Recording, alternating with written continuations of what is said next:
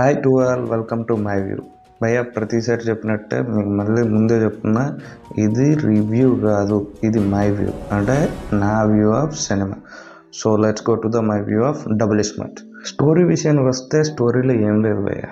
ఇస్మార్ట్లో police అయిన సత్యదేవ్ మెమరీని ర్యాప్గా పెడతారు.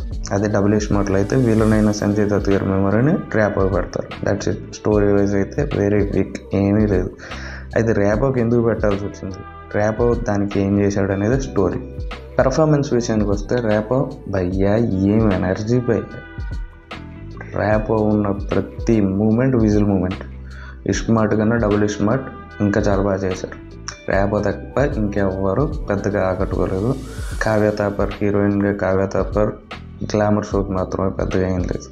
ఇకపోతే సంజయ్ దత్ గారు, ఆయన తప్ప ఇంకెవ్వరున్నా ఆ క్యారెక్టర్కి సెట్ అయ్యేది అనమాట. ఇంకా పోతే చాలామంది ఉన్నారు, గెటప్ సీను, ఝాన్సీ, ఇంకా చాలామంది ఉన్నారు. అలా అందరూ ఉన్నారు అయినట్టే. ఇప్పటి వరకు చేసిన ఆలీ గారి క్యారెక్టర్స్లో ద వరస్ట్ క్యారెక్టర్ ఏది అనేసి అంటే బోకా క్యారెక్టర్. అసలు అది ఎందుకు వస్తుందో తెలియదు, అసలు ఎందుకు పోతుందో తెలియదు. ఆ మధ్యలో సాంగ్ ఏంటి భయ్యా, గోదేంగో. టెక్నికల్ పార్ట్ విషయానికి వస్తే పూరి గారి డైరెక్షన్లో one of the best rod movie ఏదంటే దేవుడు చేసిన మనుషులు. దాన్ని ఇది బీట్ చేసేలా ఉంది.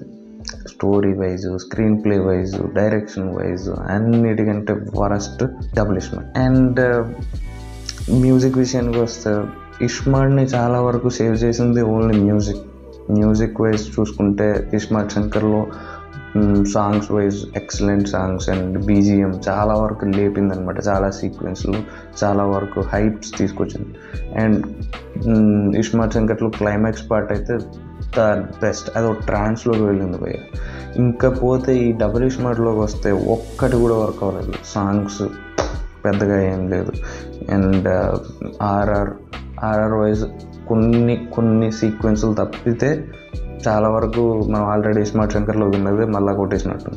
ఇంకా పోతే క్లైమాక్స్ అసలు వర్క్ అవ్వలేదు. అది కంప్లీట్గా ఇస్మార్ట్ శంకర్లో ఏవైతే సేమ్ మ్యూజిక్ తీసుకొచ్చి ఇందులో పెట్టేసినట్టుంది అనమాట. ఇంకా పోతే డిఓపి వైజ్ పర్లేదు, not bad. And production wise పర్లేదు, బాగానే ఖర్చు పెట్టారు. బట్ సినిమాని ఎలివేట్ చేసేంత అయితే లేదు. So my view of movies అసలు చూడొద్దు భయ్య, డబుల్ ద హెడ్ ఏక్.